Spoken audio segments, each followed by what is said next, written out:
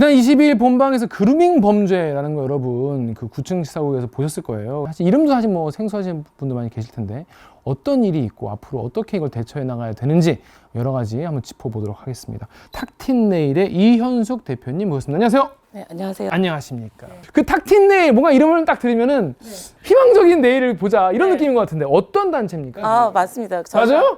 예, 청소년과 함께 꿈꾸는 탁틴 네일이라고 해서 청소년들이 살아가는 미래 세상은 탁틴 세상이 되었으면 좋겠다. 막힌 것 없이. 그렇죠. 네. 요즘에는 어떤 일들을 주로 많이 하고 계시나요? 저희가 가장 많이 하는 일은요.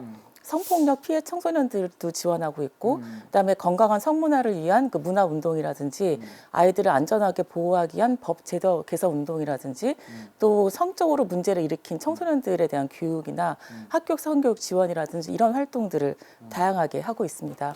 어려울 것 같아요. 네, 좀 점점 어려워지는 것 같습니다. 일단 그루밍 범죄라는 거 잘 이해 못 하시는 분도 아직도 계실 수 있어요. 어떤 건지 짧게 한번 설명 좀 해주시죠. 그러니까 그루밍이라고 하는 말이 좀 어렵긴 한데, 키우는 거. 그러니까 뭐 이렇게 뭐 말 기타 손질하고 이런 의미인데 피해자로 손질한다, 피해자로 길들인다, 그러니까 피해를 하기 쉽게 만드는 그런 상태를 그루밍이라고 얘기를 많이 해요. 일단은 그 대상을 먼저 물색을 하고 그 다음에 그 사람이 가지고 있는 욕구 이런 것이 뭔지를 파악을 하고 그 욕구를 충족시키고 관계를 성적으로 만들고 통제하고 비밀을 유지하고 이런 방식으로 접근을 해서 아이들을 이용하는 방식이 이제 그루밍 성범죄라고 얘기를 합니다. 예를 들어서 그 아이가 되게 좀 외롭거나 아니면 뭐 진로 문제로 고민을 하거나 아니면 부모와의 관계가 어렵거나 그래서 나를 지지해주는 사람이 없거나 그랬을 때 그 아이한테 관심을 기울이고 조언도 해주고 좋은 관계를 만드는 거죠.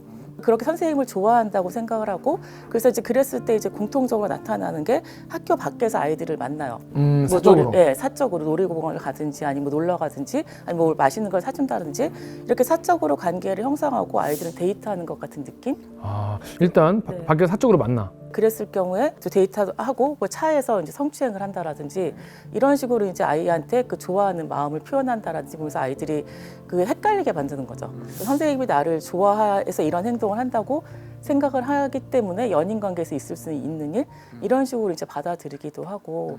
그런데 사실 요즘 고등학생만 돼도 트위터도 하고 인스타도 하고 SNS를 하면서 이게 세상 돌아가는 거에 대해서 사실 되게 저보다 더 잘할 것 같은데 왜 그렇게 고등학생인 피해자까지 나오는지가 잘 이해가 안 돼요. 아직까지 이제 발달 과정에서 취약하기도 하고 그리고 이런 그 범죄자들은 그러니까 능수능란한 자신들의 사냥 수법들을 가지고 있죠. 자기가 해봤는데 시도해봤는데 계속 성공했던 그런 방식들, 예, 이런 것들이 있기 때문에 자기만의 패턴이 있는 거예요. 그렇죠. 예. 그래서 성범죄 연구하시는 분들은 사냥꾼에 비유해요. 그러니까 성공 확률이 높은 자신만의 사냥 방식과 익숙한 사냥터와 적당한 먹잇감이 나타나면 이제 포획을 하는 식으로 그런 것들을 다 계산을 해가지고 하는 네, 거다. 네, 네. 특히 네. 청소년들을 상대로 하는 사람들. 네, 네. 자, 거기까지는 범죄인 거예요? 아닌 거예요? 거기까지는? 근데 우리나라에서는 아직 범죄로 안 보는 경향이 있죠. 어떤 의미에서 범죄로 봐야 된다고 생각하시는 거예요? 그러니까 가장 큰 거는 성인이 아동과의 성관계를 하는 것이 적절한가.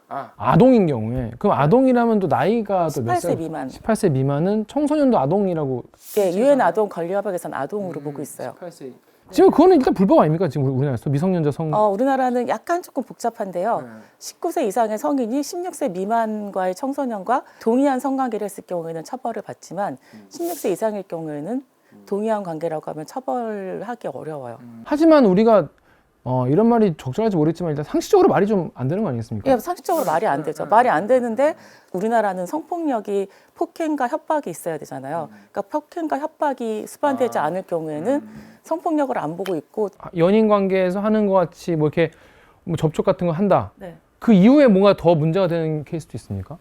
어떤 방을 얻어서 지속적으로 학대를 하는 그런 선생님들도 있었어요. 근데 뭐 학생 본인이 네. 예를 들어서 나는 너무 행복하다 이런 삶이 너무 행복하다 네네네. 이렇게 생각하고 계속 이거를 그냥 신고를 안 할 수도 있잖아요. 그럴 수 있죠. 그 피해자 아이도 혼란스러운 경우들이 있거든요. 그러니까 양가 감정이라고 해서 이제 그것이 뭔가 이렇게 죄책감도 느끼기도 하고 그러니까 좋아하는 것 같은데 또 한편으로는 그게 괜찮은 행동인가 되게 혼란스러운 경우에는 뭐 다른 어른들한테 상담을 한다라든지 아니면 친구들한테 얘기를 한다라든지 이제 그런 걸 통해서 이제 좀 알게 돼서 신고하는 경우들도 있고요. 맞습니다. 이게 근데 지금 뭐 성착취, 성폭력만 해도 그런데 저희 구청시사부에서 다뤘던 케이스 중에서 애한테 돈 벌어 와라라고 네. 한 케이스를 보고 이거는 여기서부터는 또 약간 좀 다른 얘기잖아요. 네네. 근데 그런 케이스도 가끔 있어요? 저희는 주로 성범죄 피해자들만 보기 때문에 다양한 케이스를 보진 않지만 대표적으로 그런 유사한 경우가 성매매인 것 같아요. 자기가 성착취하던 청소년이나 아동한테 성매매를 시켜가지고 그 돈을 자기가 챙긴다는 거예요? 네, 그런 경우들도 있죠. 그래서 뭐 애들한테 연예인 되고 싶거나 그러면은 성형수술 시켜주겠다고 하고 그 내가 그 했으니까 갚아야 되지 않겠냐 이런 식으로 얘기하면서 아이가 뭔가 필요한 게 있잖아요. 그러면 이제 그거를 해주고 그러고 나서 이제 그걸 갚아야 되니까 이런 식으로 한다라든지 되게 다양한 방식으로 아이들을 이렇게 설득을 하거나 세뇌를 하거나 그래서 그런 성적인 착취에 계속 그 하게 하는데 요즘은 그런 그 정보통신 기술이 발달하면서 그 아이들을 이렇게 올감에게 가장 좋은 방법이 촬영이죠. 촬영을 해서 협박하는 거예요? 예, 그래서 그거를 주변에 알리겠다.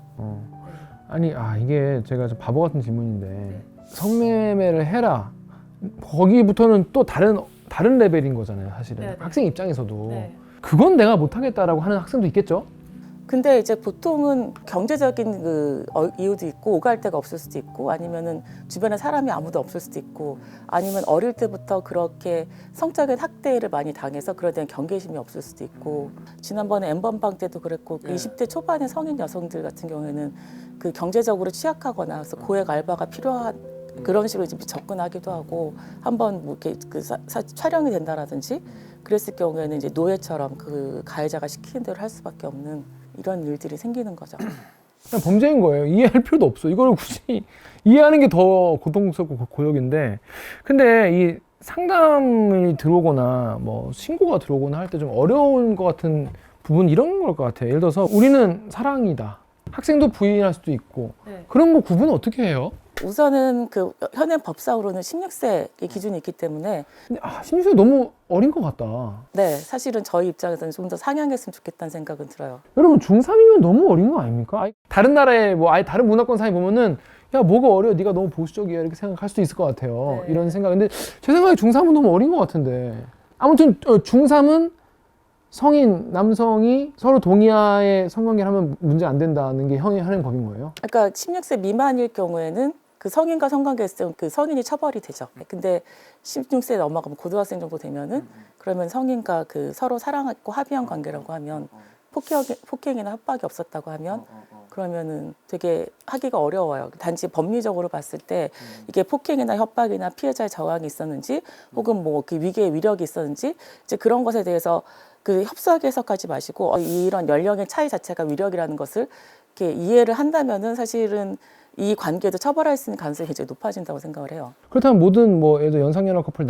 차이 많이 나는 커플 혹은 뭐 결혼하신 분도 뭐 계실 텐데 그게 다 범죄로 봐야 되느냐 또 그런 거에 대한 어떤 비판이나 다른 이견들도 많이 있을 것 같아요. 네, 이제 가장 큰 이유는 그 이견 중에 하나는 청소년들도 성적 자기결정권이 있다. 그리고 성관계할 자유가 있고 성관계에 대해서 의사결정을 할 권리가 있다라는 것에 대해서 이제 많이 말씀을 하시고 그래서 너무 이렇게 통제적으로 하면 안 된다라는 것 때문에 그래서 16세 이상으로 상향하는 것에 대해서 이제 좀 그 문제 제기를 하시는 분들이 계시고 오히려 더 낮춰야 네네네네. 된다. 왜? 그럴 수도 이제 있고. 저희 같은 입장에서는 그 성인과 미성년자의 성적 경험은 아동 발달에 결코 도움이 되지 않는다라고 보기 때문에 아이들의 또래 간의 그 호기심에 의해서 되게 잘 모르는 상태에서 성적인 경험을 하는 것하고 근데 성적인 경험이 많은 성인과 미성년자의 성관계는 되게 위험할 수 있거든요. 그리고 만약에 그 가해자들이 주장하는 것처럼 정말 사랑하는 관계라고 해도 그 아이가 나한테 그렇게 요구를 해도 그렇게 하고 싶다고 해도 거기서 싹 멈추게 하고 뭐 성인이 될 때까지도 마음이 변하지 않으면 그때 생각해 보자라고 한다라든지 지금 대표님 말씀을 듣다 보니까 생각이 든 게 뭐냐면 모든 아동이 최소한의 어떤 장벽과 울타리 안에서 살아야 되는 건 이건 국가가 어느 정도 책임져줘야 되는 그렇죠. 문제인 거잖아요. 이런 범죄가 났을 때의 처벌을 좀 더 높이거나 이런 연령을 좀 높이는 것도 필요하지 않나라는 생각 들긴 드네요. 네. 그런데 과연 이게 예를 들어서 그루밍 범죄라는 게 이렇게 막 법조문에 나와 있진 않잖아요. 네, 법조문에는 없습니다. 그럼 주로 이제 어떤 혐의로 처벌이 되는 거예요? 처벌이 된다면?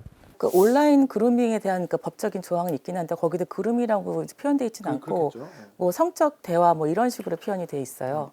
그래서 그런 행동이나 대화를 유도했을 경우에 이제 처벌하는 조항이 있고, 근데 해외에서는 이제 그루밍인지 아닌지 볼 때 가장 중요하게 보는 게 그 보호자한테 알리지 않고 사적인 관계를 형성하느냐를 가장 중요하게 봐요. 납득이 되네요. 네, 그러니까 초등학생이 왜 그 실종돼서 그 찾았는데 어떤 50대 남성과 함께했다가 검거가 되면서 이제 실종아동법으로 그 사람을 이제 그 조사를 했었는데, 그러니까 거기도 보면은 특별한 사유 없이 경찰에 알리지 않고 아이를 보호하고 있는 이런 거거든요. 그래서 해외에서는 사적인 메신저를 하려면 반드시 그 보호자의 동의를 받아야 되고, 아이를 차량에 태우는 것도 안 되고, 밖에서 만나는 것도 안 되고, 뭐 학교에서도 1대1로 만나야 되는 상황이 생긴다고 한다면 지정된 공간에서 만나야 되고, 그 아이랑 1대1로 몇 시부터 몇 시까지 어떤 목적으로 어떤 대화를 할 것인지를 다른 사람이 알게 해야 돼요. 그러니까 그렇게 외부 사람들이 모르는, 특히 보호자가 모르는 상태에서 1대1 관계를 형성하는 거는 다 금지하고 있죠.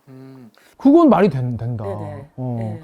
근데 이런 경우에 뭐 내가 1대1로 보겠다고 해서 이게 부모님한테 얘기를 하면 그런 경우에 대부분 근데 오케이 하려나? 이게 부모님 입장에서 좀 애매할 것 같긴 해요. 또 담임 선생님이 또 이뻐한다고 하면. 그래서 이 경우에도 학교 선생님이었기 때문에 선생님이 그렇게 데리고 간다라고 했을 때 그거를 섣불리 이제 부모님께서 허락을 하시는 거가, 근데 사실은 부모님들 입장에서도 1대1로 가는 거는 조금 의심해봐야 돼요. 왜 굳이?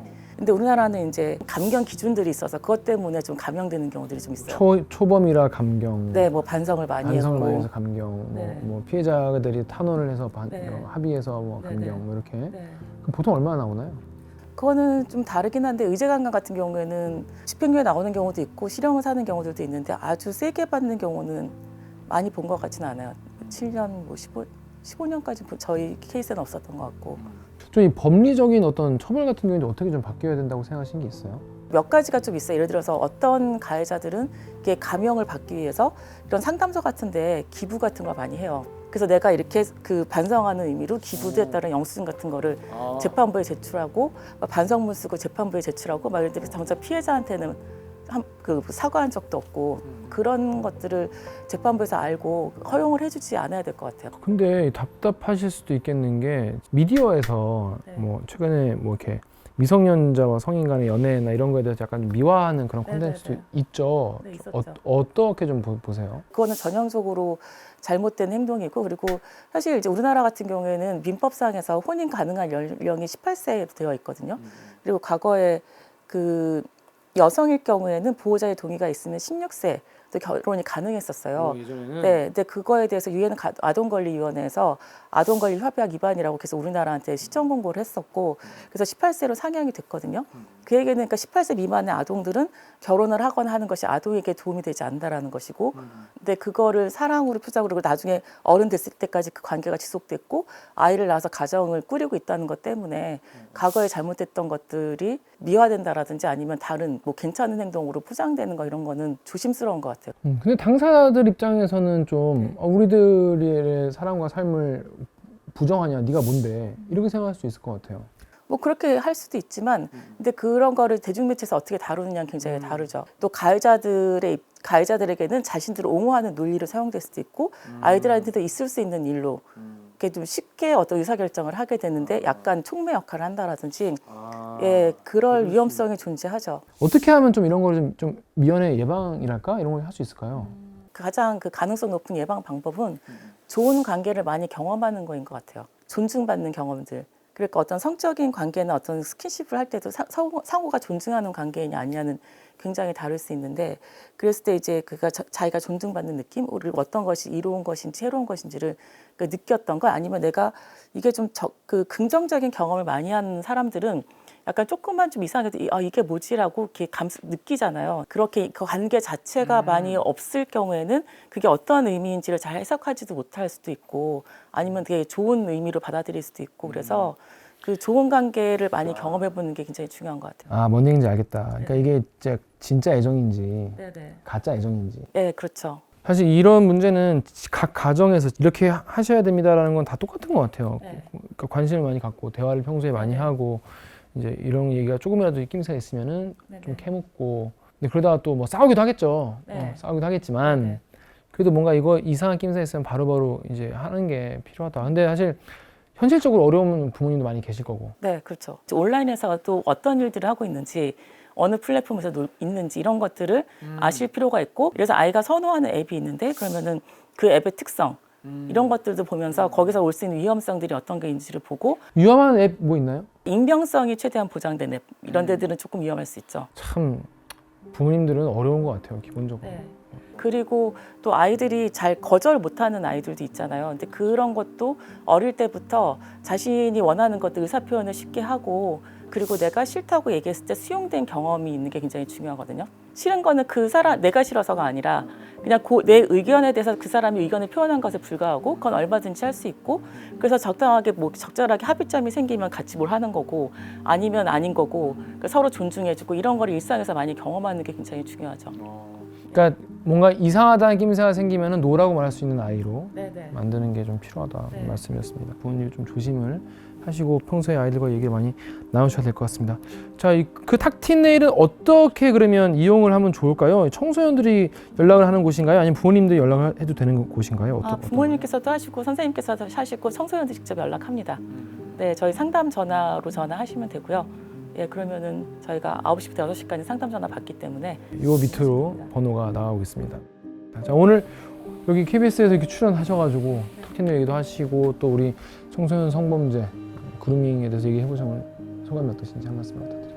일단은 이런 주제에 대해서 계속 관심 가져주셔서 감사드리고, 앞으로도 많이 다뤄주시면 좋을 것 같아요. 그리고 어떻게 하면 우리 사회를 안전하게 만들 것인지, 아이들이 행복하게 살 수 있는 사회를 만들 것인지에 대해서 계속 관심을 가져주시면 좋을 것 같습니다. 좋습니다. 저 여러분 9층 시사고 그루밍 범죄에 대해서 이번 주 알아봤습니다. 그럼 저희 다음 주에 또 다른 아이템으로 인사드리도록 하겠습니다. 안녕.